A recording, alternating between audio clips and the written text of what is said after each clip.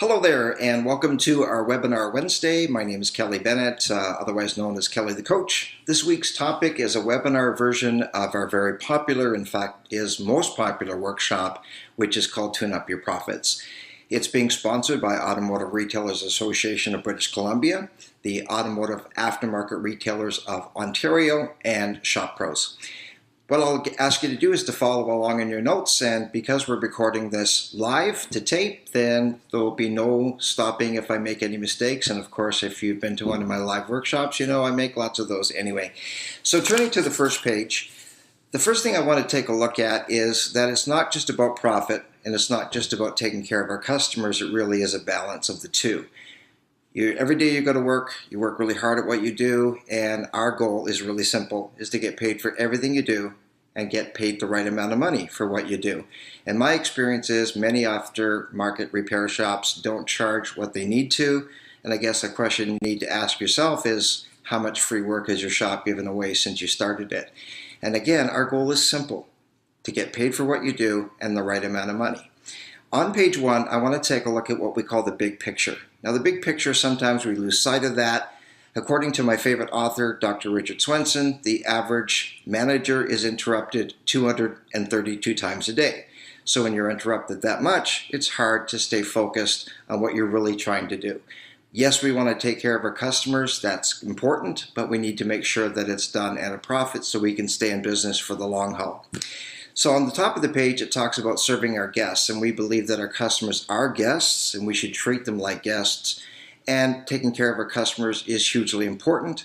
But I believe in our industry, we are taking better care of our customers than we have ever in the past. I think our customer service has come a long way, and we need to make sure that we're doing it at a profit. So if we take a look at the big picture in your notes, the big picture is what's the bottom line from a financial perspective. For every dollar that comes in your door, a portion of those dollars goes to what we call COGS, or cost of goods sold. Those include technicians' direct wages, and I find that a lot of people don't track their technicians' wages as a cost of goods sold. It's tracked more as an expense. Every single day you buy parts, you mark them up for desired gross profit, and you sell them. But every single day you buy time. You buy time from your technicians, you mark that up, which becomes your labor rate, and you resell that. And the better you are at buying and selling labor, the better that your shop is going to run. So your technicians' wages should be listed as a cost of goods sold. That is for direct wages only. That does not include in Canada EI, CPP, workers' comp, holiday pay, and in the US, SUTA and FUTA. All we're looking at is the technician's direct wages, so none of the extra costs are there. So take your technician's hourly rate. If they're paid salary, then divide that by the number of hours to come up with an amount. You need to make sure that you're allocating what you pay for your technicians. Now, if you're an owner who still works on cars, which is for the most part most owners, you need to make sure that you track your hours and give yourself a cost. How much should that be? Well, if you went to work for somebody else as a technician, what would you expect to get paid? Or if you were to pay yourself for what you do because of your skills and abilities, what would that amount be? Maybe you spend 50% of your day or 25% of your day in the bays. Then what you need to do is allocate how much you would pay yourself for those hours as part of your technician's cost of goods sold. So your technician's direct wages, including yourself for whatever period of time you spend in the bays working on cars, should be under cost of goods sold, because you want to track your gross profit on your parts, but you also want to track the gross profit on your labor. And then we have the sublet labor, which you need to include as well, and the parts. And I want to make this clear, whenever it's a part that's a sublet, you should make sure that those parts are actually included under the parts section of your cost of goods sold. Just because you bought a part from a sublet vendor doesn't mean you should make less on the part than if you bought it from a part vendor someplace else, a part store, for whatever reason. So under your cost of goods sold, you should have your parts, which also includes the parts from your sublet vendors. And I know not all sublet vendors actually break that down. Sometimes they just give you one amount. And you're the customer, so you simply say, I need to have it broken down. I don't need to have every part listed, but I need to know when I'm paying you this $500, how much of that is the labor and how much of that is the parts. Because you want to make sure that you're getting the correct gross profit on the sublet labor and the correct gross profit on the parts. So on your income statement, you should see parts, cost of goods sold, and sublet labor. So the sublet labor is the only part that goes under the cost of goods sold as sublet, just the labor part, not the parts. And then of course tires, we don't suggest that you put tires under parts. Why? That tire is a part, yes it is, but the gross profit on your parts is going to be much higher than the gross profit on your tires. Parts gross profit should be about 50% overall. And that doesn't mean you get 50% on every single part. That would be crazy. You're not going to get 50% gross profit on an engine or a transmission, but you're certainly going to get a much better than 50% gross profit on the smaller ticket items. So we're going to cover that a little later on in this program when we take a look at parts matrixing. So make sure your tires are separate from your parts. If that's not been the case, then you can just change it. Maybe at the beginning of next month, break it out in your income statement or your shop management system and start to see parts separate from tires. Shop supplies, and I know in some places, for example, Ontario, California, some other states and provinces, you're not allowed to charge a percentage of shop supplies. And we're going to show you a better way of selling those anyway, but you do need to get paid for the shop supplies that you put on people's cars or use in the repair process. You have to pay for them. You need to charge for those as well.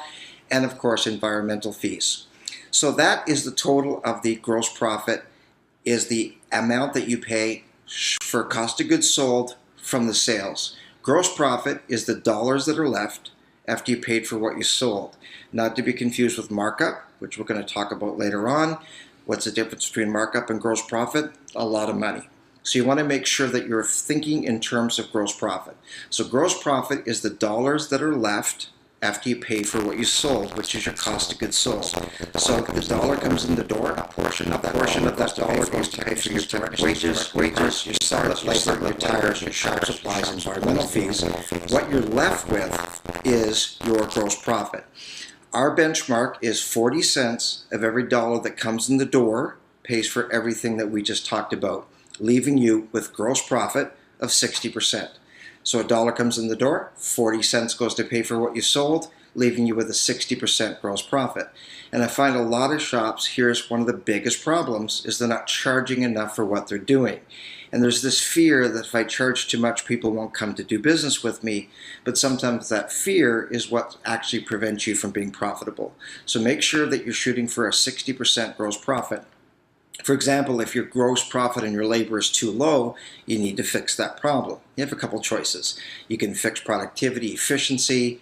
Of course, you can pay your technicians less. That probably won't work so well. The idea is to charge your customers what you need to charge them and make sure that your gross profit is where it needs to be.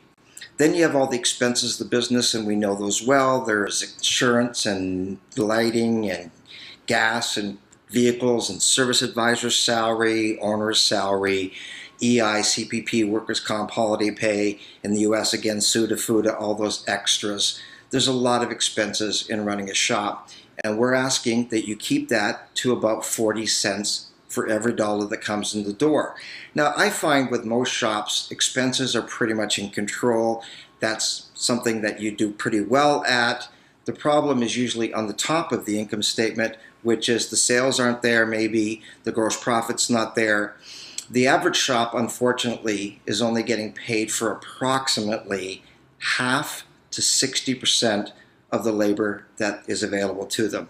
If you got paid for all of the labor that you did, could you imagine what the revenue would be? Half is insane. That means that most shops could do as much money with half as many people, and I don't exaggerate that point. That's the reality of it. Could you imagine if it was spark plugs? In the morning at 8 o'clock in the morning at your shop, dropped off 8 spark plugs, and you see them 1, 2, 3, 4, 5, 6, 7, 8. That day you know 4 of those were installed in a customer's vehicle, but at the end of the day, the other 4 that you bought are gone. They're just missing. Never do find them. Oh well, it's just spark plugs. The next day, 8 tires, and you count them when they're dropped off at 8 o'clock in the morning.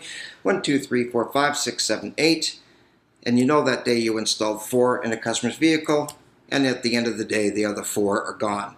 How long would it take the average owner to freak out to find out where these plugs or tires going? Day 1 or day 2? Probably day 1. And yet in most shops, and again I don't exaggerate, most shops, only half of the labor is sold. So at 8 o'clock in the morning, your technician shows up, they're there for 8 hours in the day. We sell 4 to 5 of those hours and don't wonder what happens to the rest. So there's a huge profit leak in the whole area of labor. One of my favorite trainers in the United States, his name is Vin Waterhouse. He teaches a workshop, he calls it the labor factory. Every single day you buy time from your technicians. It's like a block of ice. At the end of the day, it's melted. You can't sell it the next day, it starts again. Parts are simple. If you don't sell the parts, you can return them. Just keep them on the shelf. If you don't sell them today, sell them next week. Next week after that, return them. But if it's labor, if you didn't sell it today, you can't put it on the shelf and sell it at another time. So again, the big picture, for every dollar that comes in the door, 40 cents goes to pay for what you sold, listed on this one, page 1. Your gross profit should be 60%, your expenses 40%, and your net profit should be 20. 20 cents on the bottom line may be a bit of a stretch for some shops, depends on what kind of work you really do. If you sell a lot of tires, you're probably not going to see 20% on the bottom line. It might be closer to 10 or 12%, but the average shop only sees about 3 to 3.5% net profit. So that's a thing that needs to get fixed. And I don't think working harder is the option. You're probably working harder than you need to. I've always said that when you're self-employed, you only have to work half a day, 12 hours a day. That is a half a day. I've had some people say, 12 hours, where are you getting that from? I'm doing 16. Well, we're not talking about working longer, adding a Saturday and adding a Sunday. I know a shop, for example, that operates 7 days a week, and they are literally losing approximately $400,000 a year, and they're working extremely hard to do that. That 20 cents on the bottom line, or 20% in this case, doesn't just go to the owners. It goes into 3 pieces of pie, and I know it looks like a strange Mercedes logo or a peace sign from the 70s, but it's done that way intentionally. There's 3 pieces of pie. One is the largest piece, which should be the business health. And we're going to take a look at 3 healths here, like health care. The largest portion of that 20 cents or 20% is going to go to the shop to keep the shop in business. You need to make sure the shop is profitable enough so that when you need something, the money's there to do it. So you want to buy a new sign, the money's there. You want to add a new lift, the money will be there. Now there's times where you're going to have to take out a loan or lease a lift or something expensive, but when it comes to painting the building or re-epoxying the floor or blacktopping the driveway or whatever it is, computer systems, software, the question is, where's the money going to come from? And I find too often a lot of shop owners think, where's the money going to come from? It's really simple. The money is going to come from the customers. That's how business works. So I want to encourage you, starting today, that you never ask yourself, where's the money going to come from? Because it's going to come from the customers. And I think a good example of that is the airline industry. We all saw it happen when 9/11 came. That changed the airline industry. A lot of airlines were in trouble. They got bailed out, of course, we know that. And the price of fuel skyrocketed. And we know what the price of fuel has done for us personally with our vehicles. Imagine running an airline. Well, the airlines didn't say, well, I guess we're going to make less money until the price of fuel goes down. That's not what happened. Airlines had to change the way they do the business. And sometimes you need to change the way you run your business. Airlines started to stop giving us free food. And you think about that. 230 people on a plane, 230 meals, because almost everybody's going to take one. But now that you don't do that and you charge for the meals, you don't need 230 meals anymore. You can maybe get away with 30 or 40, and they track how many meals are sold in an average flight. They also had to start charging for baggage, and I know we didn't like it, but it was the reality. If airlines weren't going to be profitable, we wouldn't have them, and we need them. So airlines made some changes to how they run their business, and we need to do the same thing. So the airline didn't say, we're going to make less money, where's the money going to come from? They simply said, it has to come from the customers, and that's when baggage fees started. I know one airline in the US last year has had $1 billion in luggage fees. Well, they need to do that in order to sustain the business. So the largest piece of that pie, of that money that comes in, whatever your net profit percentage is, stays in the business to grow the business. The second part of this, the top left-hand side, is your own personal health. The fact that you need to make a profit and keep money so that when you go to retire, the money's there. If you go to sell your business and you don't own your own building, which is smart if you can do that, you might be surprised how little the business might sell for. And I've seen many people over the years that went to sell their business. In fact, there's a few come to mind right now, and they think it's worth a lot, but it's not. In reality, you've got depreciated equipment. Maybe somebody will pay you for goodwill, but it's not going to be able to be the retirement money that you may think it will. If you own the building, that changes things. But you still need to make sure that you're profitable enough. And that's important because I've seen some people who charge less. And I say, why? They say, because I own my own building. So I'm not saying if you own your own building, you should charge your customers less and make less profit. Why should I charge my customers less because I was smart enough to buy my own building? That doesn't make sense. You're screwing yourself, so to speak. So make sure that you are profitable enough to put the money away, because you probably aren't going to have a pension plan to go off of. So you want to make sure that you put away the profit of the business to sustain your own personal health when you go to retire. And the smallest piece of that pie, and I know we don't like to think about it, is taxes. A portion of that money, of course, is going to go to the taxes. And of course, we live in great countries and we have a lot of things, and tax money does that. Page number 2. Now, of all the stuff that I've learned from my favorite mentor, Bob O'Connor, he trained me back in the early 90s. This material here is the most important, I believe, of any. Your business, the profitability, is determined by these two things more so than anything else. There's productivity and there is efficiency. Now, gross profit's important. We talked about that from the previous page. Your labor rate needs to be where it needs to be, and your parts gross profit needs to be where it needs to be. However, nothing impacts your profitability more so than productivity and efficiency. And yet, without exaggeration, at least 90% of independent repair shops do not track these. Now, if you worked in a dealership environment, you know they track this pretty much every single day, a time clock or some type of system to manage the labor inventory. The most profitable thing you sell is your time. It's labor. Labor gross profit should be about 75%. Parts gross profit should be about 50%. So labor should be the most profitable thing that you sell. And yet, if you're buying 8 hours of time in a day, or you have 8 available to you if you're paying flat rate, you have 8 hours available to you. If you're only selling half that, half of your gross profit is not there. So in reality, you're paying for 8 hours, whether you sell 4 or 5. So you want to make sure that you're getting paid for all of the labor at the correct gross profit. Productivity is simple. It's how much time of the day do you and your technicians, if you work on cars, spend working on income-producing work. Productivity is simple. Of all the time you were there, usually 8 hours in a day, how much of that time did you spend making money? Efficiency, on the other hand, is how fast the technicians are. And I know it sounds simple, but nothing impacts your profitability more so than productivity, how much time you spend working on cars, and efficiency, how fast you are at it. Now, one thing I've heard many times in training, I've been training 27 years and have trained tens of thousands of people, is people say you make that sound easy, or it's easier said than done. Well, that's kind of a silly comment because everything is easier said than done. What is easier to do than actually say? I could walk over to that side of the room. It's easier to say that than do it. Everything's easier said than done, so let's put that aside. What's important is that you practice, I'm not going to edit this, so I'm going to keep on going. Productivity is how much time you spend working on income-producing work, and that sounds simple, and it is simple, but it's not easy. And I think the difference when we're talking about when we look at easier said than done, what we really mean is it's simple, but it's not easy. Football, for example, football's simple. Get this ball over that line and stop those guys from getting it over yours. That's all there is to it. But there's linebackers who want to eat you for their lunch.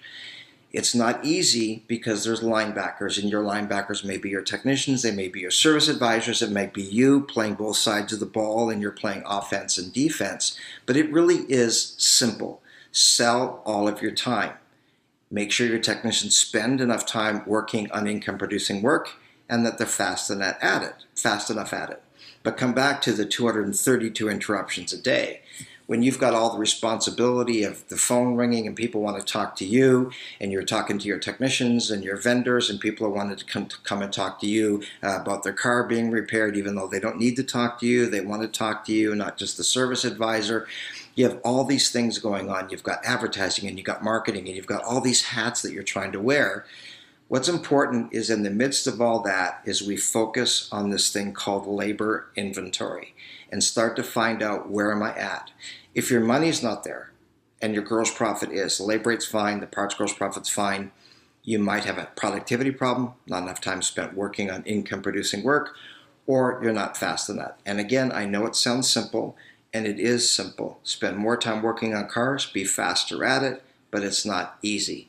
So simple, yes. Easy, no. So let's define what productivity is. Webster in his dictionary says the power to produce. I love that terminology.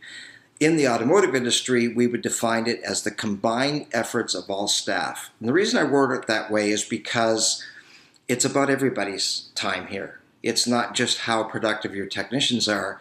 The shop needs to be productive. The shop needs to be set up in a way that it's not time wasted looking for equipment or tripping over stuff, and we need to make sure we have enough lifts per technician. Our benchmark here is 1.5 lifts per tech. So you've got 3 lifts for 2 technicians. You want to make sure that you're not just one-on-one, because that makes productivity a lot tougher. So the combined efforts, your service advisor, how you run your business is very important as it relates to the technicians and keeping them busy. If there's too many cars, that screws things up.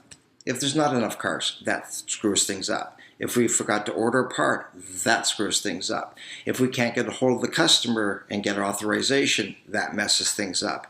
If the techs arrive at the same time as the customers and the service advisor, now the service advisor is busy with the customer and the technician standing with a cup of coffee waiting to get their first job. So solution there, service advisor's there a half hour before the techs. Techs come in, they start it right away. Actually, I'd kind of like to know how many technicians actually start the day with a coffee break, but that's another discussion for another time.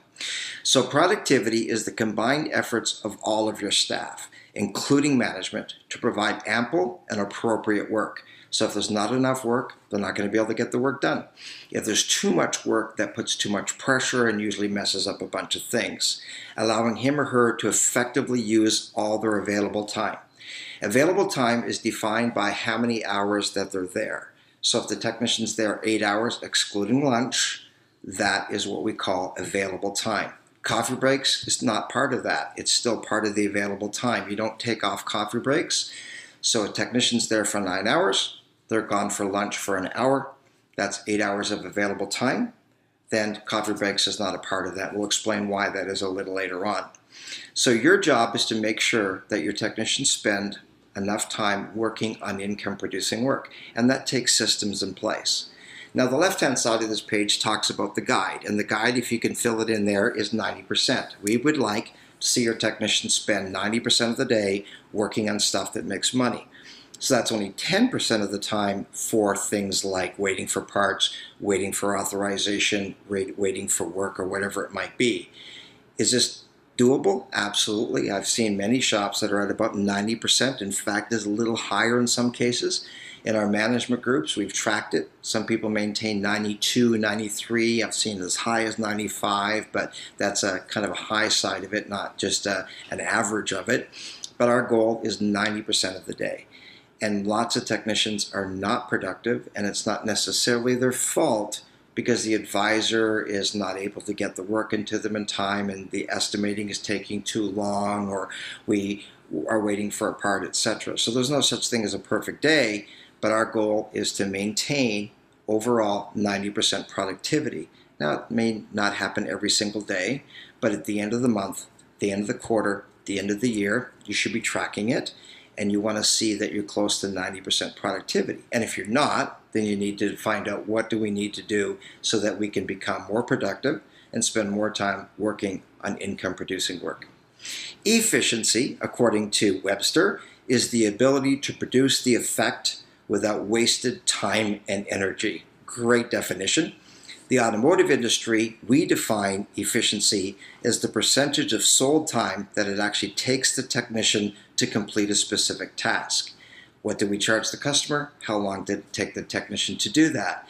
And sometimes the job takes longer, and sometimes it's not the fault of the technician. It may be, but it also may be the fault of the vehicle, or maybe we didn't sell the work correctly. Sometimes a job comes in, we estimated that it's going to take an hour, but the vehicle is non-routine. There's a lot of things that cause a vehicle to be non-routine: dust, rust, mud, broken bolts, technician who was the customer being the technician tried to fix it themselves and messed up some stuff. The bottom line is we need to maintain the efficiency, and if we can't, we need to ask the question, are we not selling the work correctly? And if we are, then we need to look at the technicians and find out maybe they just don't have the training or the skill or the motivation and all the things that go along with that. But it starts by defining it. And if you don't know where you're at and you're only selling 50–60% of your labor, you need to find out. Is it we don't spend enough time working on income producing work, or we're not fast enough at it, or a combination of the two? Our benchmark here for efficiency is 125%. We'd like to see the technicians overall beat the time by 25%. Why? Because it costs us a lot of money to do that. When we invest in training to become better, we should make more, not less. When we invest in equipment to be faster, we should make more and not less. And yet I've seen too many people in our industry who go off to training, buy some tools or equipment to get it done faster, or they're using IATN on the internet or Identifix, ALLDATA, Mitchell on Demand, accessing that information, and they get it done faster and they don't charge the customer as much money because it didn't take as long. How much did it cost you? Years ago in the United States, a group of attorneys got together and determined that the automotive industry rips people off. Now that in itself is comic, and a few jokes come to mind, but I'll skip those right now. They decided they would like us as an industry to get rid of our time estimating guides, get rid of them, gone, and you would only legally be allowed to charge a customer how long a job took. That's what they wanted. I'm thinking if that happened, I'd start a shop myself, and I'd probably call it Slow Joe's, and we'd fix cars slowly, not quickly. I mean, if it took less time, we'd make less. And so would I have lifts? No, floor jacks will do. Air guns? No, wrenches will work. I would advertise to find the laziest, slowest technicians I could possibly find. The bottom line is, if they were successful in doing that, and they weren't, that would mean the slowest people would make the most amount of money. So that system didn't happen, fortunately. Why would I send somebody to training to learn how to do something better and make less? Why would I buy equipment and make less? So you need to make sure that you understand that that 25% efficiency is costing you to be able to do that. Why get better if you're going to make less? And yet, I see a lot of people who can't justify to themselves getting paid for more time than they spent without, they just can't justify it. How do I possibly charge a customer for an hour and a half when I got it done in an hour? Well, why did you get it done in an hour? Because it's your 40th time doing it? Because you're super efficient? Because you got the equipment, resources, etc. So our benchmark for efficiency is 125%. I can tell you from running management groups across Canada and the US that the average awesome technician is actually 135% efficient. So again, the benchmark: productivity, spend 90% of the day working on income producing work. Efficiency, how fast you are, our benchmark here is 125%. That leads us to proficiency, which is the bottom.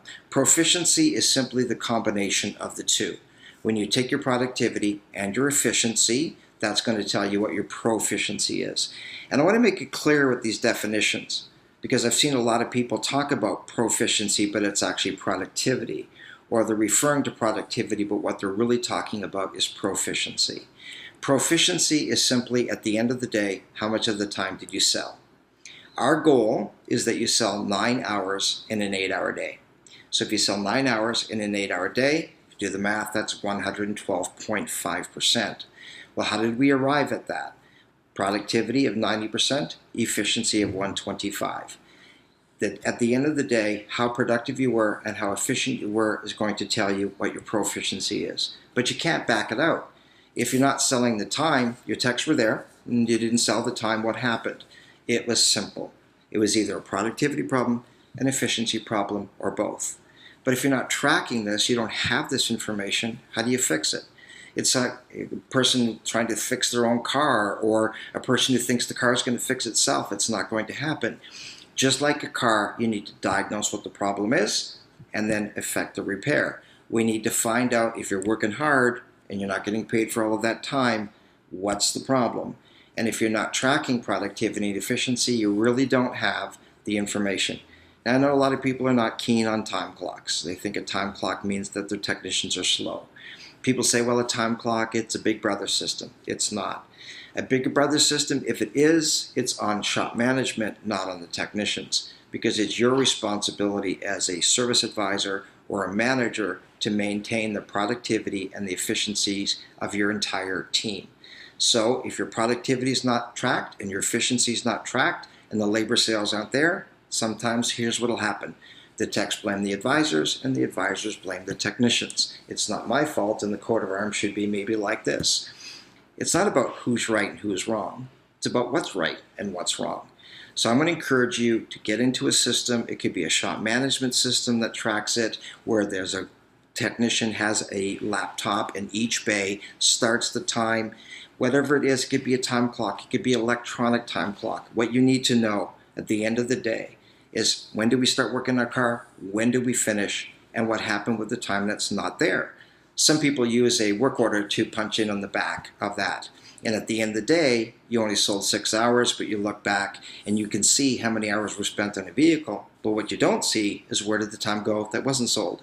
What were we doing during that time?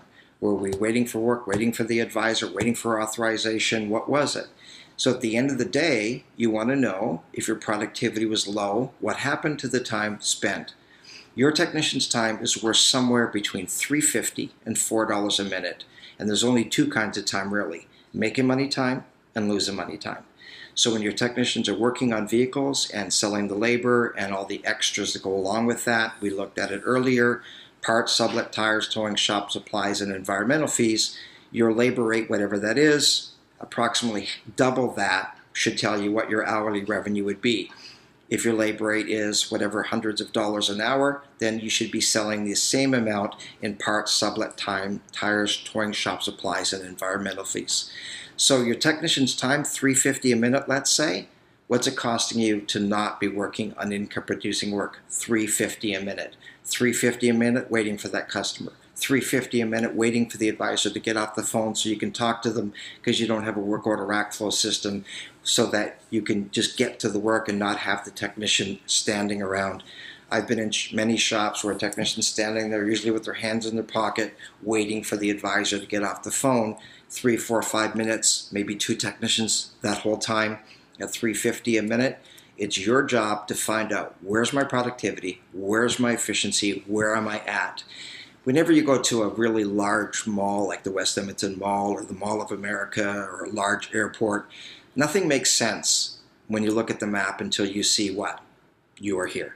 And until you know where you're at, it doesn't matter if you see where you want to go. I know what gate I want to go to at O'Hare, but if I don't know where I'm at, so it starts with, it starts with knowing where you're at. You are here. What's your productivity? What's your efficiency? And when you know that, then you know what you need to do to fix it. There's some examples on the bottom. I've mentioned 9 divided by 8 hours is going to be 112.5%. A lot of shops only sell 6 hours in a day, as I mentioned, so that's only 75% proficiency. And a shop that's only selling 4 hours in a day and is available for 8 is only 50%. You don't want to sell 50% of your part inventory. You don't want to sell 75% of your part inventory. You want to sell 100% of it.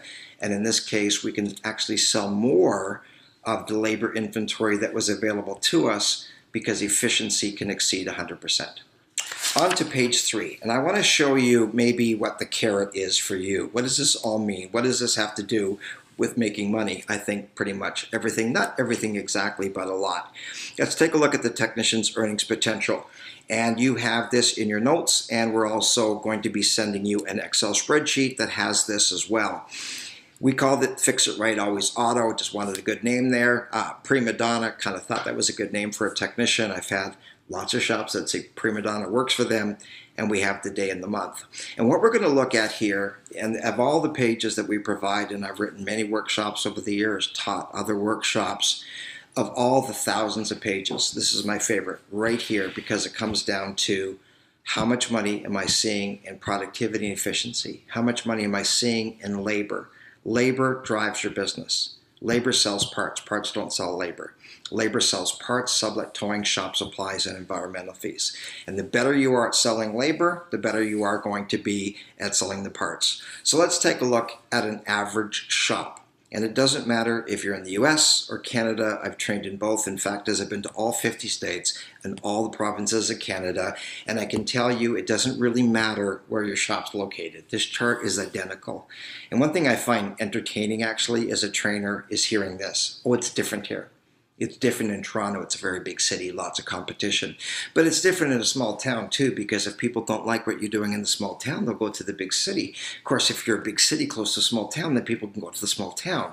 I've heard people say, well, there's too many small towns close by. I've heard people say, but I'm too close to the big city. One of my favorites was a medium-sized city that was in between two big cities, and they said it doesn't work if you're a medium-sized city in between two big cities. That's ridiculous. What are we blaming it on?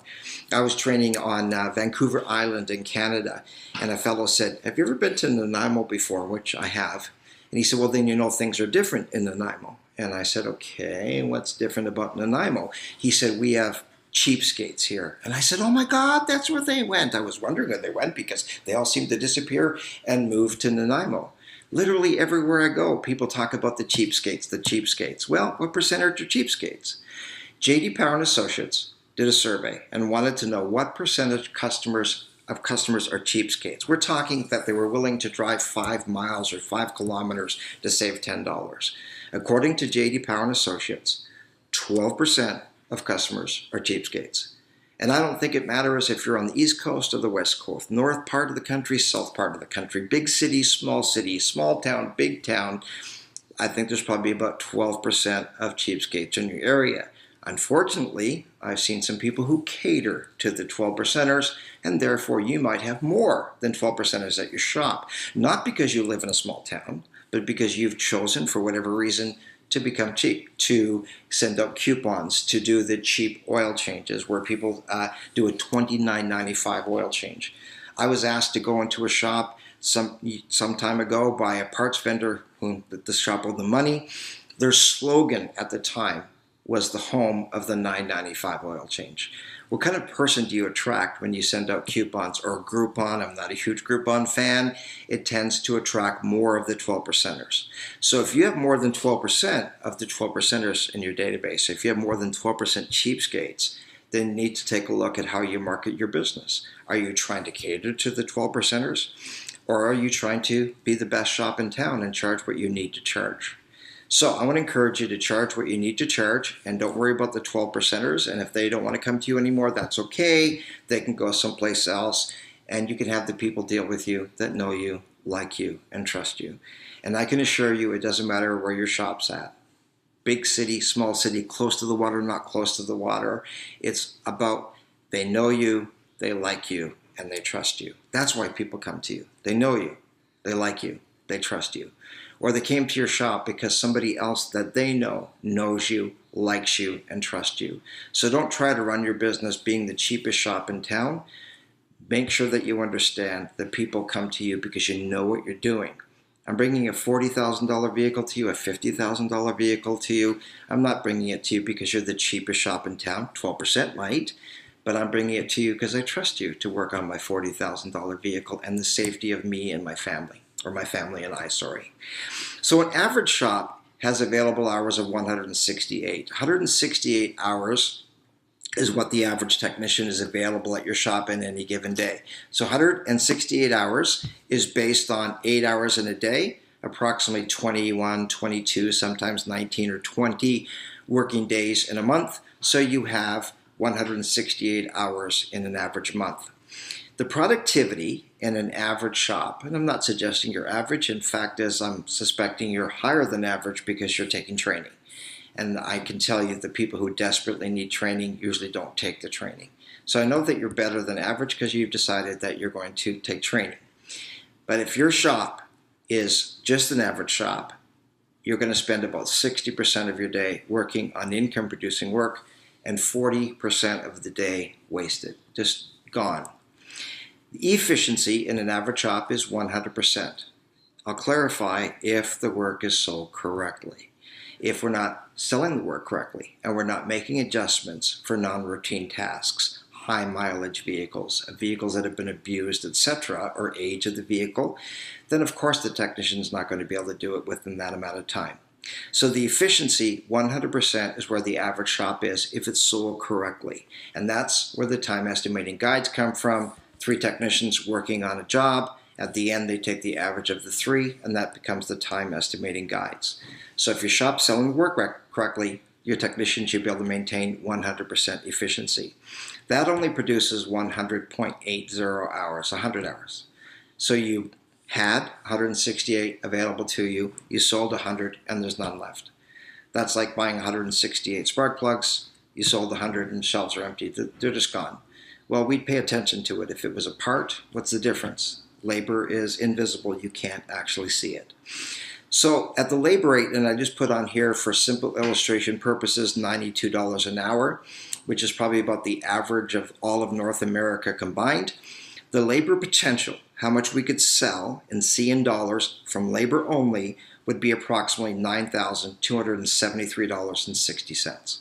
Now, along with that, we should be selling parts, sublet, tires, towing, shop supplies, and environmental fees. We call this labor mix, which means half the money that comes in the door should come from the sale of labor. The other half should come from absolutely everything else that you do. So that means your total performance at the shop could be $18,547. That sucks. An above average shop in the same town, in the same weather conditions, in the same number of cheapskates in that town, they're there 168 hours just like the shop down the street. What's different is they're better managed. It's about managing better. They spend 75% of the day working on stuff that makes money. How do you do that? Scheduling the work in correctly, pre-booking appointments so you know what's coming in, pre-ordering parts. There's a lot of things that increase productivity and efficiency. Yes, spend more time working on cars, be faster at it. That's the simple part. But the easy part, it's not easy because you have all these factors that you have to deal with, all these variables. Productivity at 75% and the average, above average shop is 112%. And the reason I put 112 is because I wanted to go smack dab in the middle between an average shop and an awesome shop. When I say awesome, we're talking about tracking shops in our management groups. I've run them in the US and in Canada for various different companies. And I can tell you that the above average shops, the awesome shops, are seeing the dollars that we're looking at here, and they are seeing 90% productivity or a little higher, and they are seeing 125, actually 135% efficiency, like I mentioned earlier. So the above average shop at 112% efficiency produces 141 hours. That's better than 100 in the average shop, but it's certainly not the whole 168 we had available. And again, think of it this way. 168 spark plugs bought, 141 sold. Where did the others go? You had available to you. And I say that because some people say, well, my technicians are flat rated. It's different. It's not different. They were still there 168 hours and you didn't sell it. Now, the problem is if you're hourly, you paid for 168 and you only got 141. The labor rate, same labor rate, $92 an hour. The labor potential became $12,983. The parts and the extras to go along with that. The question is, if your technicians are more productive and more efficient, they spend more time working on cars and faster at it, are you going to sell more parts and sublet and all the other things? Absolutely. Now, that doesn't mean you're going to sell sublet on every job and you're not going to sell tires on every job. But at the end of the month, the end of the quarter, the end of the year, half your money should come from labor. The other half should come from everything else that you sell. So that gives you a total performance of just under $26,000. Now in the awesome shop, they're there 168 hours as well. It doesn't mean they're working longer hours. And I've seen people try to stay open later and open Saturdays and Sundays like I mentioned. I don't believe that's the solution. We can do this business in 5 days a week. So we've got 90% productivity, benchmark, 125% efficiency, benchmark, at the same labor rate of $92 an hour. That's $17,388 in labor only, and because we're more productive, more efficient, we're going to sell more of everything else. So your shop could do approximately just about $35,000 a month. I have a client just recently in July who actually sold $43,000 in sales for labor, parts, sublet, tires, towing, shop supplies, and environmental fees per technician. It comes down to sales per technician. I've seen shops that say, well, my sales are just like the guy down the street. Yeah, the difference is you've got 5 technicians and they've got 2. And I've literally seen where some people can do the same sales with 2 technicians that somebody else is doing with 4 or 5 technicians. So you want to make sure you're tracking sales per month per technician. Our benchmark is about 35,000. Of course, if your labor rate's higher, then it'll be more than that. Not that I'm saying this guy does $43,000 every single month, but $43,000 is spectacular. But he typically does between $39,000 and $40,000 a month. And I don't make up these numbers, it's reality. So all you need to do is start to track what's happening anyway. At the end of the day, at the end of today, when your technicians leave your shop or left your shop, you would have been such and such a percent productive, such and such a percent efficient. It happened. It happens every single day. All we're talking about is finding out what is happening. We want to diagnose why the money is not there. And again, if your labor rate's fine and you're busy, what's wrong? It's a productivity problem, an efficiency problem, or both. The last thing is the technician's time per minute value. And all you need to do is take your labor rate and multiply it by 2. What we're doing is if your labor rate's $100 an hour for simple illustration purposes, and you're selling approximately $100 an hour overall in parts, sublet, tires, towing, shop supplies, and environmental fees, and you divide that by 60 minutes in the hour, you're going to see what your technician's time per minute value is, and you're probably going to see it somewhere between $3 and $4 a minute. On to the next page. Now this page is already filled in for you, but I'm going to encourage you to take the time and fill it in with your specific numbers. You can customize it for your shop. We said that the benchmark overall for gross profit is 60%, and I mentioned that gross profit on labor should be 70 to 75%. So I'll give you an example here. Then what I'd like you to do is maybe go back to this later on and maybe pause the tape if you're watching it after the live session and find out exactly what your sales potential would be. So let's say you have 3 technicians, and this does not need to be a whole number. So if you spend half your day in the base, plug yourself in as a 0.5. If you spend 25% of the day, pretty obvious, 0.25. Then you multiply that by the available hours in the day. And again, available time is number of hours in the day excluding lunch. Coffee breaks are all part of that time. Multiply that by the days per week, most likely it's going to be 5.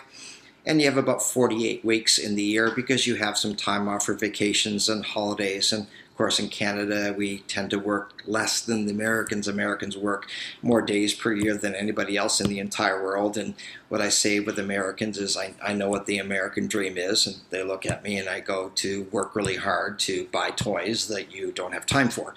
And in the US, this is typically going to be a number of about 50 or 51 weeks in a year. Typically in Canada, it's about 48. You can calculate what it's going to be. And again, time off for sick time and vacations, maybe overtime is a factor, so maybe it will be more. The total number of hours available for this particular shop would be 5,760 hours in the year. This is your inventory. I'll ask a lot of people, what do you have in parts inventory at your shop? And they'll say 10,000 or 20,000 or whatever it happens to be. But how much labor inventory do you have at your shop? The most profitable thing you sell is labor, at least it should be. Labor should be more sales than anything else. 50% of that alone, and the other 50% coming from parts, sublet, tires, towing, shop supplies, and environmental fees. For the purpose of this, I won't continue to say all that. I'll just say the parts and the extras. Extras being sublet, tires, towing, shop supplies, and environmental fees. So half the money should come from labor, and the other half come from everything else. At a labor rate for simple illustration purposes is $115 an hour. The labor opportunity in dollars would be $662,400. Now, the reason I took this a little bit further is because I've done this exercise with lots of people in classes, and they say, well, that would be the case if we spent every single minute of every single day working on stuff that makes money. That's not what we're expecting. We don't expect your technicians to spend 8 hours of an 8-hour day working on stuff that makes money. You'd have to have non-smoking technicians. You'd have to install catheters, which I've seen people some people say that's not such a bad idea. That's not what we're talking about. We would like to see them 90% productive. So 10% of the day is for all those other things, and we've got 90% productivity. So that number comes down by 10% because we're not going to spend every minute of every single day. So that's why I multiply it by the productivity of 90%. Because if we only spend 90% of the day working on stuff that makes money, that brings that number down to $596,160. However, because of the efficiency, the ability to beat the time, because of training, because of experience, because of motivation, because of efficiency with the technicians, and they know what they're doing, and there's some motivation there, and they're concerned, and they care, and so do you, and all of those other factors, you should be able to maintain 125% efficiency, so that number comes up by 25%. So now your potential is $745,200.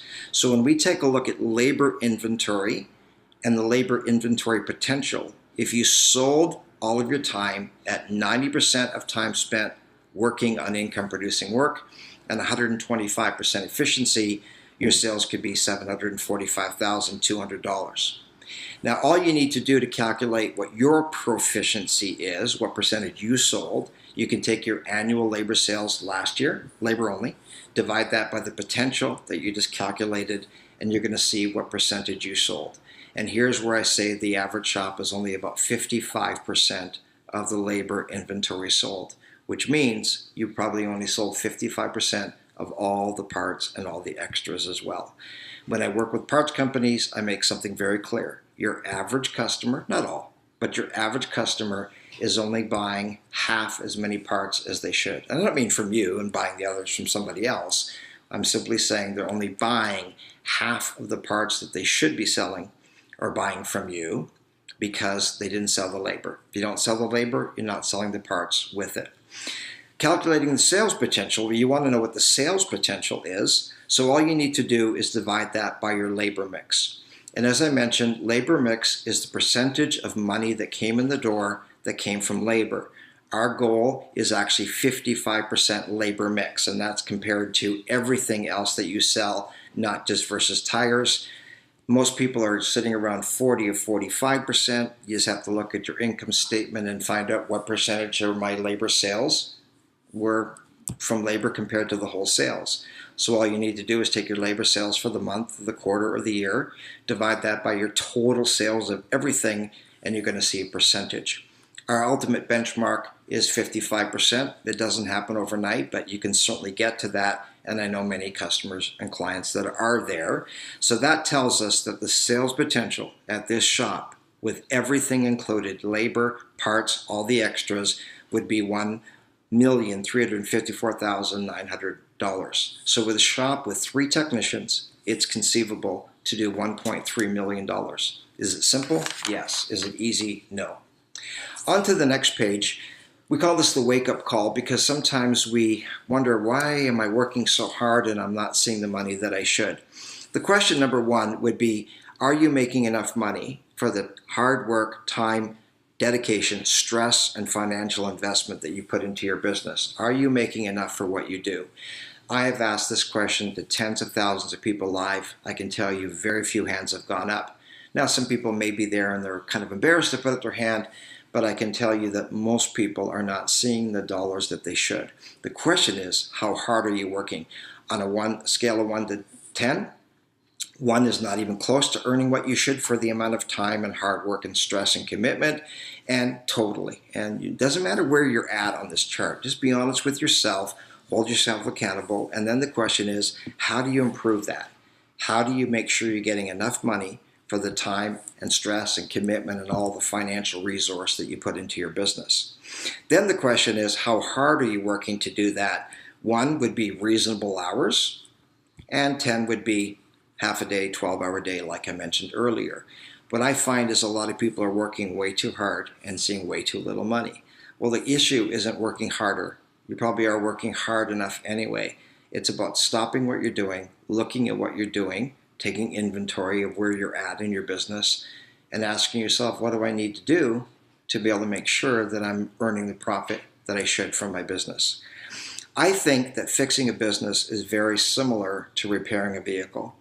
And just recently, and I think this is a good analogy, I've had a fellow who owns his own shop who's been threatening to come to training. Oh, I'm going to come to that class. I need to come to your class. He's a former brilliant technician who went from selling about 12, 13, sometimes 14 hours a day in a dealership to working for himself and hopefully in an 8-hour day get 4 hours. Now he can get better than that. He can get 8 hours sold in a day if he's there for 12 or 13 or 14 hours. How did he go from selling all these hours? Well, he doesn't have a service advisor. He thinks he can't afford a service advisor because he doesn't see the money. And yet if he could stay focused and allow somebody else to deal with the customers. When somebody like that is in a class and they don't have a service advisor, I ask the question, how often can you work on a car to completion without one single interruption? 2 words I don't like to use is always and never. They're not usually applicable, but I can tell you that the answer has always been never. I can't. So if you're interrupted 232 times a day as a manager and you're a service advisor yourself and you're the technician and you're the manager and you order the parts and you do all the things that you do, the craziness of wearing all those hats, how do you possibly sell the time? So this fellow says, I need to take your class. I said, okay, so our class is on such and such a date. Yeah. Comes to that date, week before, call him, oh no, I'm too busy, way, way, way too busy. And what I've seen with his business and a lot of businesses like his is they're busy, but that's always going like this.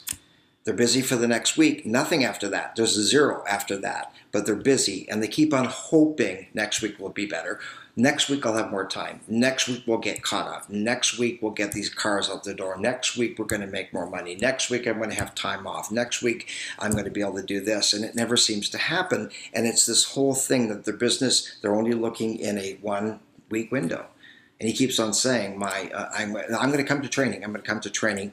2 years later, I've never seen him in the classroom. And I was saying to him one day, I said, you know what I'm thinking? I think I got a good analogy for you. My car has not been running properly.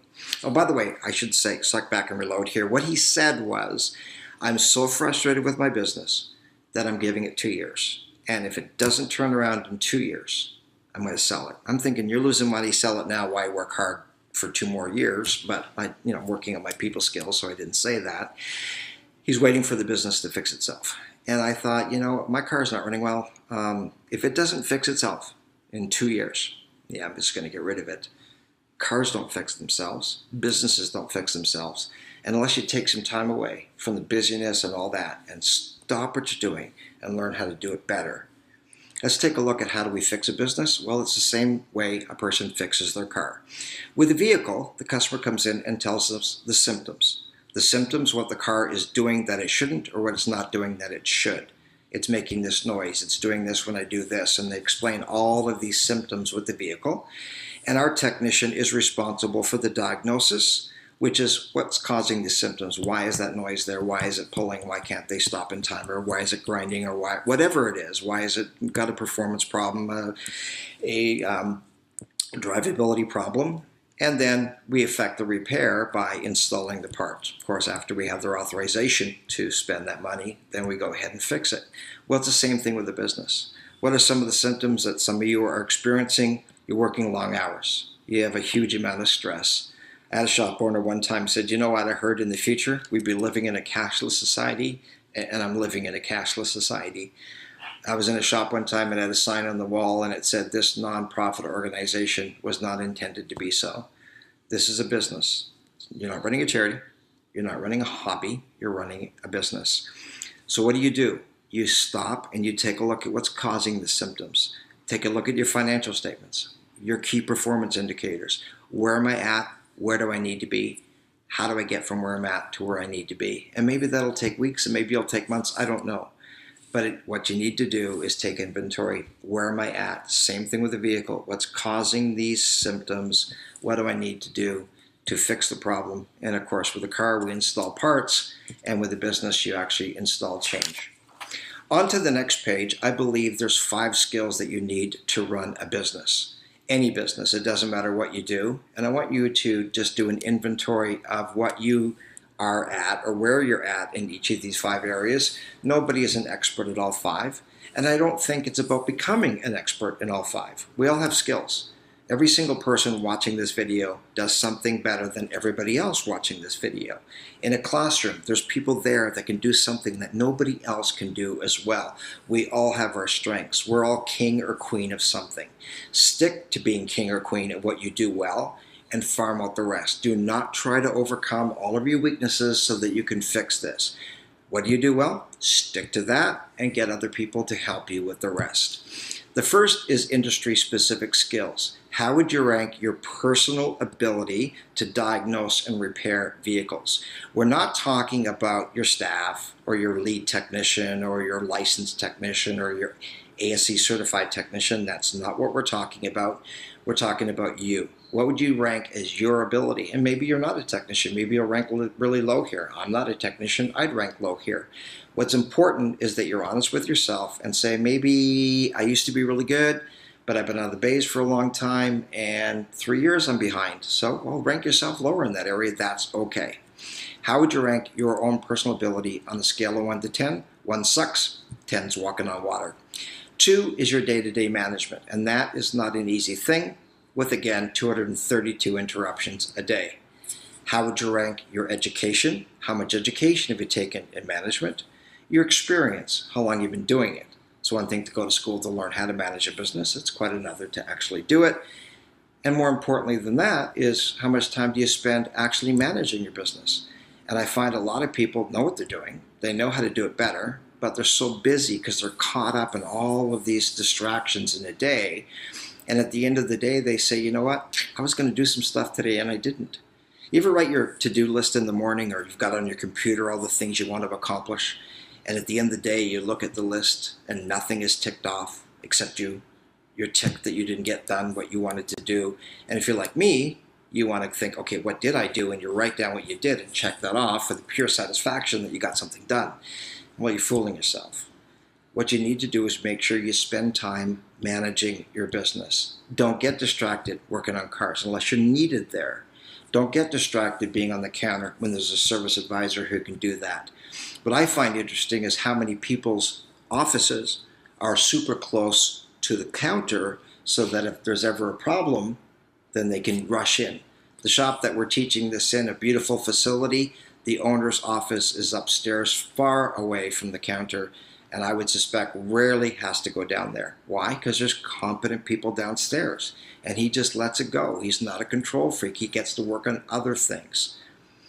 So the question is, on a scale of 1 to 10, how would you rank yourself with your management day-to-day, your education, your experience, and the amount of time you do it? Financial management, that's one area that a lot of people tend to score lower. Income statements, do you spend time looking at them? Monthly statements, quarterly statements, yearly statements. Do you spend time looking at the balance sheet? Some people only look at the income statement and not the balance sheet, and they're wondering, where's the money? You ever had a meeting with your accountant and the accountant says you made $18,000 last month, and you go, well, then show me the money because I don't know where it is because my bank account's overdrawn $400 and I'm trying to figure out how I'm going to make payroll. I'm trying to figure out how I'm going to pay my parts bill this month. Just because the money shows up on an income statement doesn't mean it's in the bank account. And if you've not taken much training on financial management, I'm going to encourage you to learn what you need to learn. I've had people say, well, my accountant does that. But does your accountant know where you should be at in each of these areas? Does your bookkeeper or accountant know what you need to do to fix each of these areas? You need to know, in a sense, more than they do. Not about the whole accounting process and depreciation and taxes. That's their job. But you need to know your key performance indicators. Where do I need to be? How do I get there? And making sure that you're tracking it so you can trend. Am I getting closer to where I need to be in each of these areas? Cash flow statement. Again, cash flow is very important. You need to make sure the money's there as the bills become due. Forecasting. It's not good enough just to look at what did happen. You want to forecast and take a look at what can happen. And it's about understanding and using key performance indicators. Back to the accountant. The accountant doesn't necessarily know what the KPIs are, the key performance indicators for your business. Why? Because they look after a hair salon, and they look after a parts store, and they look after restaurants and maybe a hotel, and they don't know what each business's key performance indicators need to be. You do. All you need to know is, where do I need to be in each of these areas? And in our composite, for example, we have 138 lines. Maybe that's overkill for you. Maybe it's 12. But what you need to do is find out, where do I need to be in each of these areas? For example, productivity. Where am I at? Where do I need to be? 90. Efficiency. Where am I at? Where do I need to be? 125. Proficiency. Where am I at? Where do I need to be? Gross profit on labor, 70 to 75. Where am I at? How do I get there? Gross profit on parts, 50. So that's what we're talking about, key performance indicators. Where do I need to be in each of these areas, and how do I get there? The fourth is marketing and advertising, and I can tell you that the two biggest areas of weakness, so to speak, are financial management and marketing, and that's okay, because those are two of the easiest things to farm out.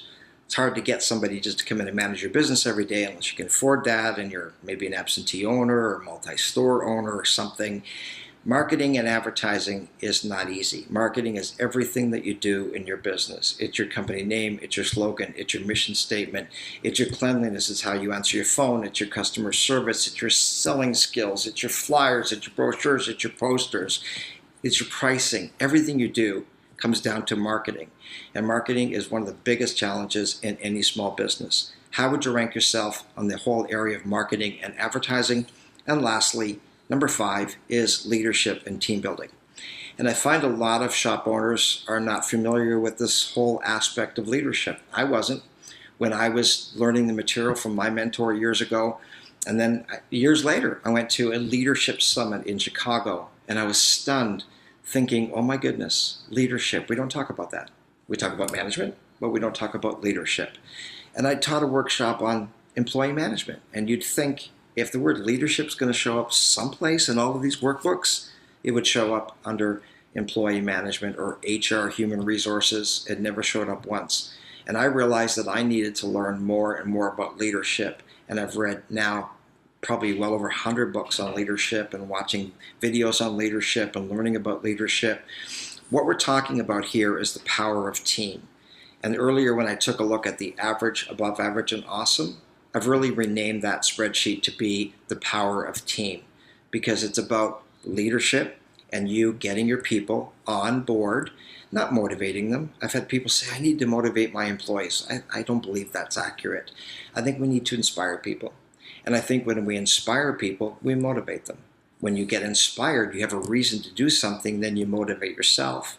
So I don't think it's about you going back, and I've had people say, I brought my technicians to your class today because I want you to light a firecracker under their butt or a flame under them. That's not what this is about. You want a flame within, not a flame underneath. Anyway, how would you rank yourself in the whole area of leadership and team building? So all you need to do is add this up, total it up, and divide it by, multiply it by 2.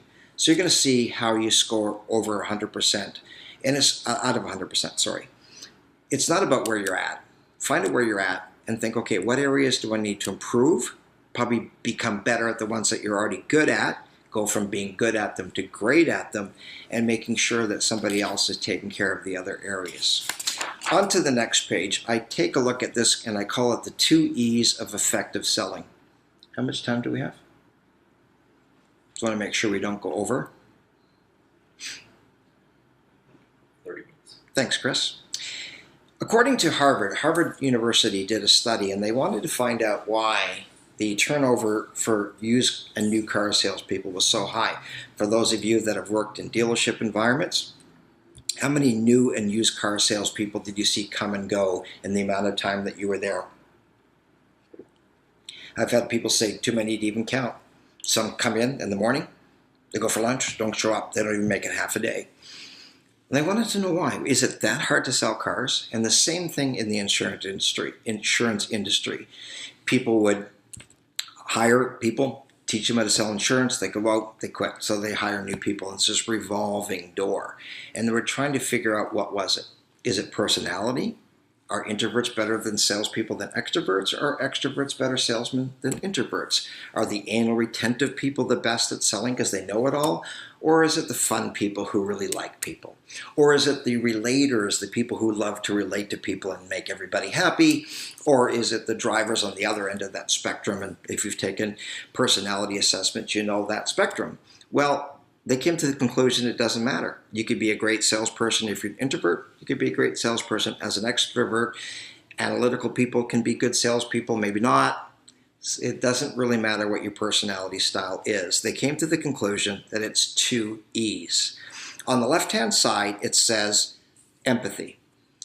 Empathy is caring for the customer, making sure they want to win. And if you're an insurance salesperson and you're too much focused on the customer, you're thinking they should probably get this, but I don't think they can afford this. Have you ever tried to decide if a customer's going to buy something based on the vehicle and if they'll spend the money or not? I've had technicians say, I wouldn't fix that car. Well, it's not our decision. It's the customer's decision. We give them the information and they make a decision. Some people are emotionally attached to their vehicles. Other people think, well, that's a new car, of course they'll fix it. And they can't afford it because they're making a $765 a month car payment. I used to drive, and I'll admit it, a Chevrolet Sprint.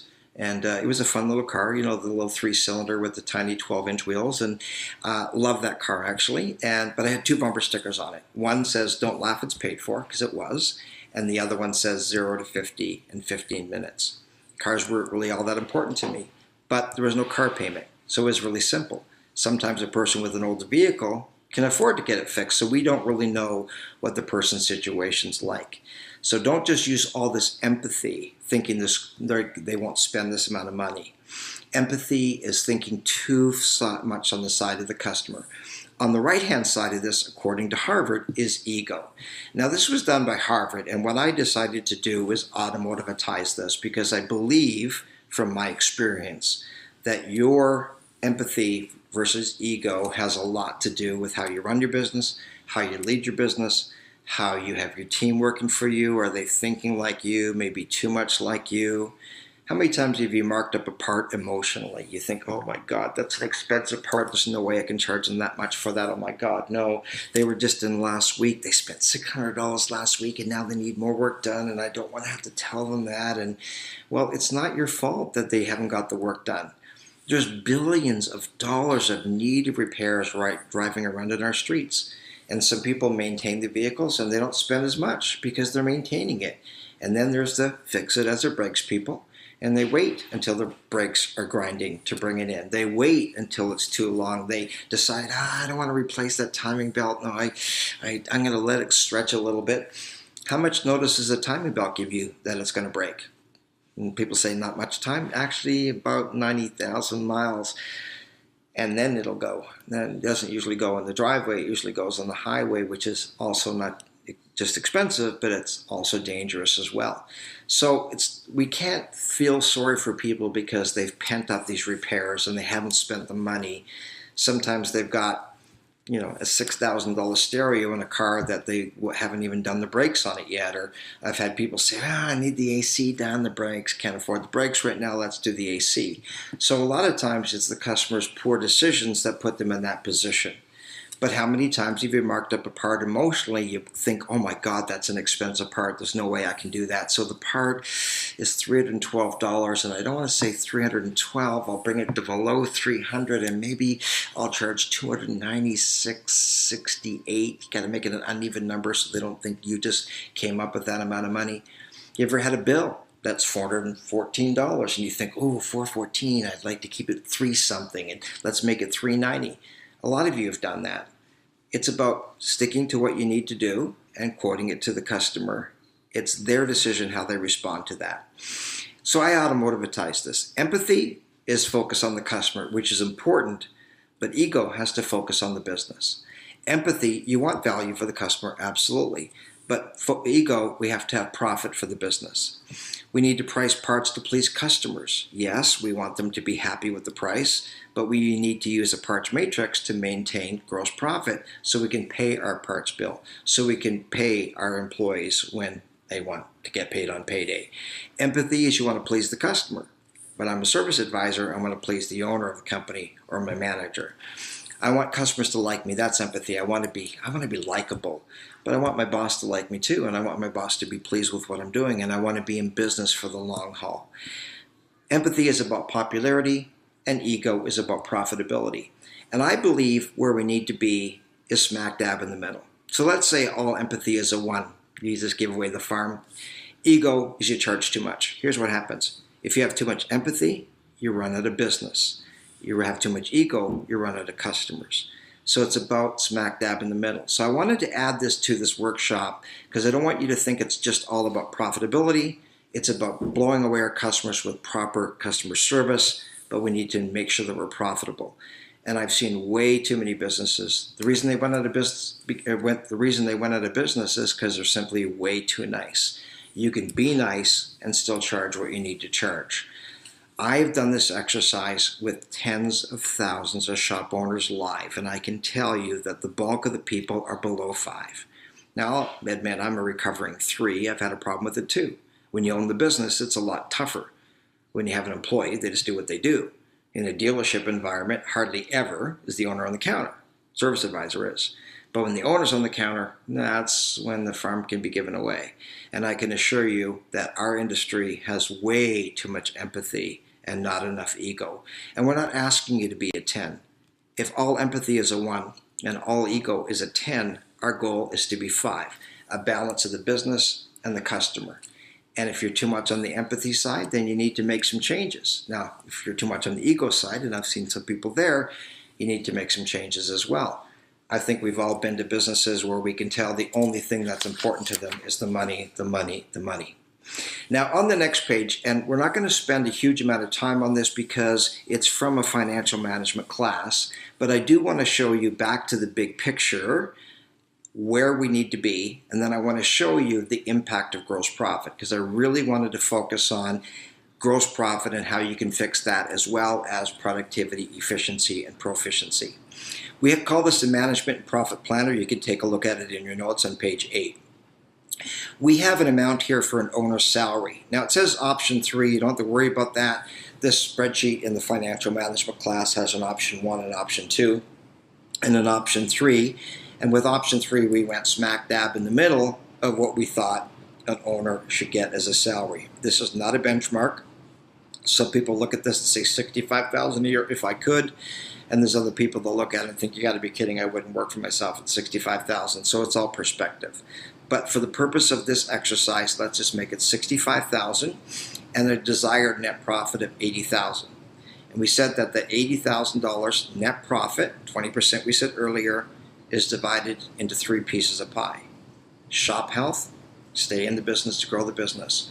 Owner's health, make sure there's enough money there for yourself for retirement. You did not buy a job when you started your business. Some people make as much working for themselves as they could as a technician working for somebody else. So why work harder and all the stress and the extra hours and all the commitment and all the headaches of running a business to make as much as you would?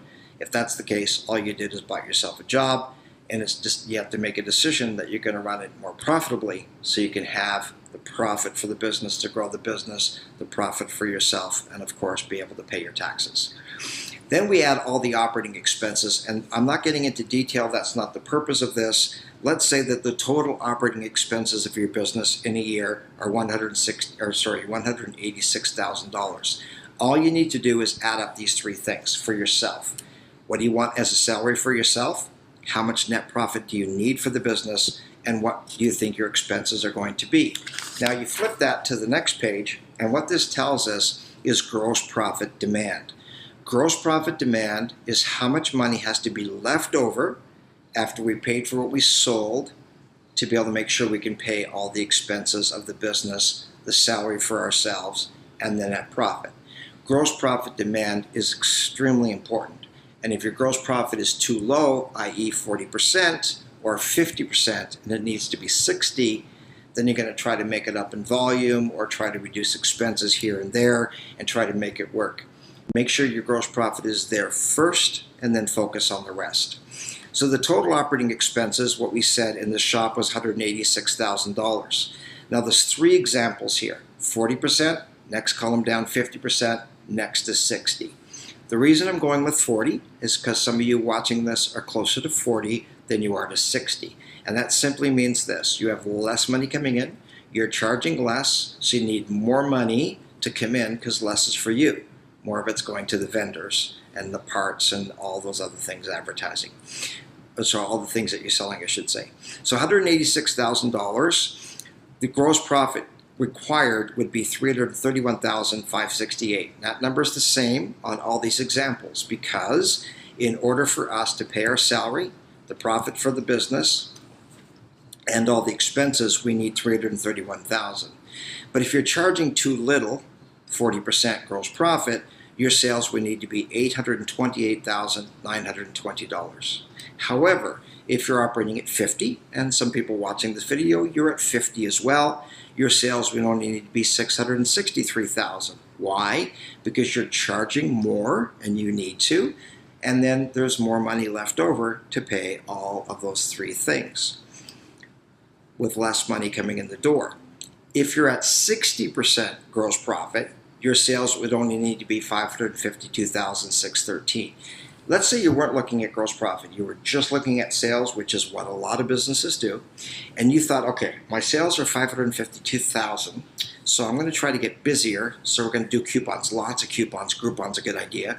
And let's sell stuff for less and more people will come to us. And you were successful. And you went from sales of $552,613, and in 1 year your sales went up to $828,920. You'd think, oh, this is awesome, we made more money. You didn't make a dime more in net profit. It's about net profit. Who cares how much money came in the door? It's about net. What were some of the biggest businesses in our history that have gone out of business? Target coming into Canada is probably a really good example of that.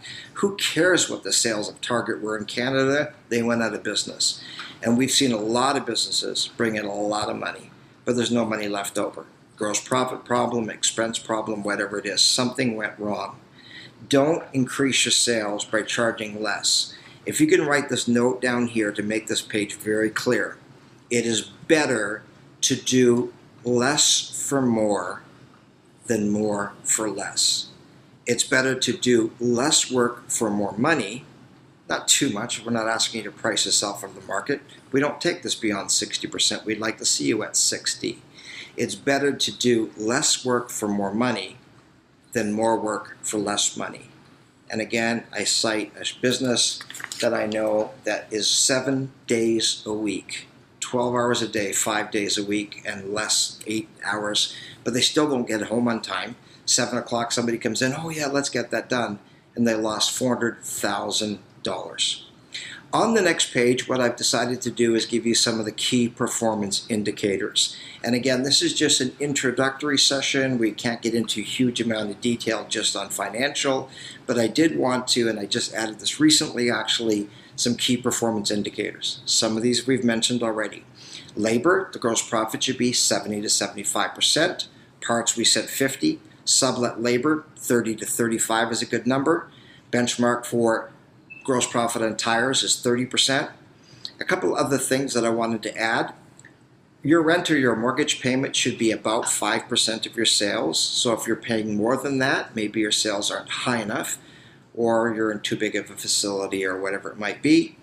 Marketing and advertising should be about 5 to 7% of your sales. Your service advisor salary should be about 8%. Management salary is about 10% of your sales. Average dollars per invoice, what should your average ticket be, your average invoice be? 6 times your labor rate. Why? We'd like to see you sell 3 hours per work order. And of course, the other 3 hours would be the parts and all the extras to go along with that. We'd like to see 3 hours per invoice. Shop supplies, environmental fees, the amount of money you charge from shop supplies and environmental fees. And in your notes, you have a parts kit. There are parts kits, and you can charge those out accordingly by describing what they are instead of just adding a percentage. You can see that in your notes.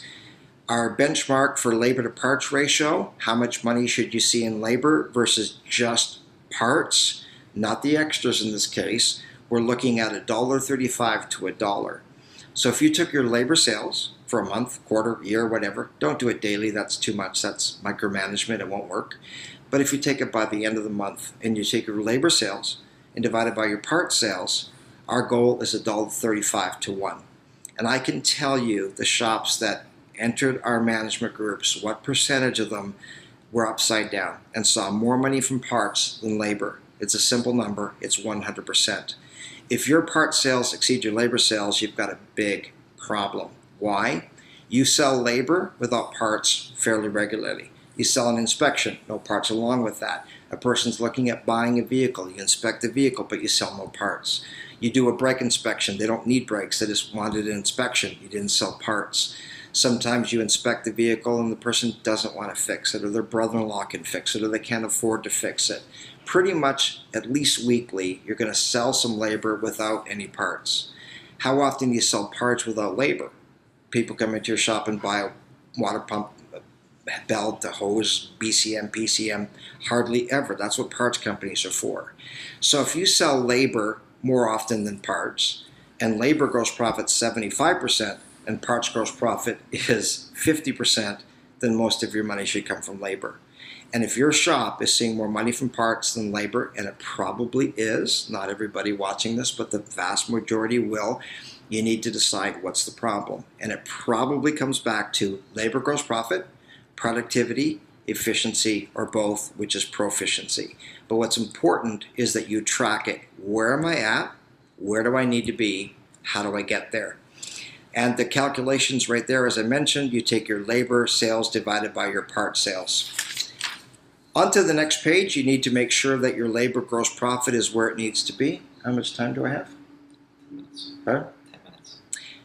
Awesome. We're right on schedule. Ensure that your labor rate is where it needs to be. All you need to do is take what you're paying your technicians, and again, direct wages only, just what you pay them in an hourly amount. Doesn't matter if it's flat rate or hourly, same amount. If their salary divided by how many hours is there, and come up with an hourly amount. We quote our customer by the hour, so to speak, and we pay our technicians by the hour. All you need to do in order for you to calculate gross profit is to start with 100%, subtract what you want, and divide your cost by that. Sounds complicated, but it's not. Our benchmark is that we have a 75% gross profit. So if we take 100% total minus 75, we're left with 25. So all we need to do is take whatever we pay our technician and divide it by 0.25, and that'll force us to get a 75% gross profit on the hour. Now, selling it is the other option, or the other part of this equation. Productivity and efficiency. Just because your labor rate's where it needs to be doesn't mean you're selling it, because maybe the productivity and efficiency aren't there, or you're giving it away or whatever. The benchmark for gross profit on labor is 70 to 75, so it's pretty obvious. 100 minus 70 is 30, so you divide the cost by 30. So here's how you do this. Let's say you have a technician at a simple illustration rate here of $22.50, another at $26, another technician at $32, so a total of $80.50 for 3 technicians. And it's kind of neat to see what you pay for each hour for your technicians. You divide that, the average technician is earning $26.83. So a 25% gross profit, 75% gross profit, you simply take the $26.83 divided by 0.25, that'll give you a 75% gross profit, and you take the amount again, $26.83 on average for the technician, divided by 0.25, and that'll give you 75%. So divided by 0.30 is going to give you 70%, divided by 0.25 is going to give you 75%. Increasing the labor rate. Some people have a hard time with that. They don't want to charge more. Well, you answer this. How many times a day do people call you and ask you how much do you charge by the hour? Probably not many. Now, I'm not saying they don't want to know. They want to know how much it's going to cost. Most people walk into your shop, there's 3 things on their brain. What's wrong with my car? How much is this going to cost? And when's it going to be ready? Usually with a heavy emphasis on when's it going to be ready. Most people don't concern themselves with what you charge by the hour. But let's say that you decided you're going to increase your labor rate by $10 an hour. How much is that going to actually impact the customer? Now, you might think $10 is a lot. Well, let's take a look at it. The average shop sells 1.2 hours per work order, 1.2 hours per repair order, 1.2, that's it. Now, our goal is 3, but the average is 1.2. So if your labor rate increased $10 an hour, that means your average customer is going to pay $12 per visit, not per week, not per month, per visit. And if they're a really loyal customer and we see them 3, maybe 4 times a year, we're talking a small amount of money. It could be a massive amount of $48 a year more. Well, how much does gasoline cost? And we're still driving our cars.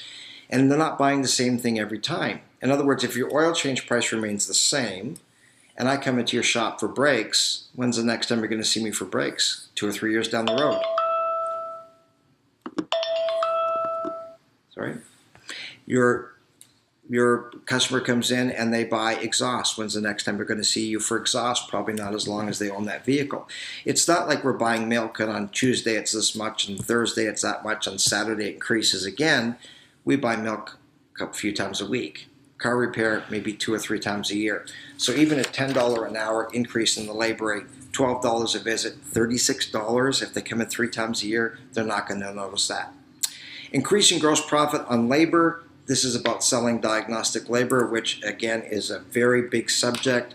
There's a whole webinar just on that subject. I'm not going to read this through to you, but it's important that you make sure that you're getting paid for all of your diagnostics time, that the labor rate is where it needs to be. And if you don't feel you're selling your labor correctly, your diagnostic labor, I'm going to encourage you to watch the webinar on selling diagnostic labor. The last page is on parts gross profit, and you received the parts matrix along with your workbook when you took this class. The purchase cost from 1 cent to $3. Our benchmark is 80% gross profit. So you plug in your price at $2.75 and you sell it for $13.75. The average price of a part for most shops is about $26. So we take a look down at $25.01 to $35. Our benchmark is a 60% gross profit on that part. So all you need to do in your Excel spreadsheet is plug the price in, $27, and it sells for $67.50. This matrix was well thought out. It was designed to get overall gross profit of 50%. You're going to get less on a higher ticket item and more on a lower ticket item. You go buy a Starbucks coffee that costs $5. Well, the gross profit's probably 90%, but it's only a $5 item. When you buy a new car that's $30,000, $40,000, it certainly isn't 90% gross profit. It's probably not even 9% gross profit. And that's the way the world works. Smaller ticket items, less money, but a higher gross profit percentage, and higher ticket items, more money, but a lower gross profit percentage. I can tell you that this matrix works. Anyway, thank you very much for watching this webinar. If you have any questions, I wrote my email address on the whiteboard behind me, or the flip chart I should say. It's kelly@kellythecoach.com.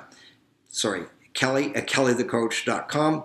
Until next Wednesday, thank you for joining us, and we'll see you on Webinar Wednesday next Wednesday.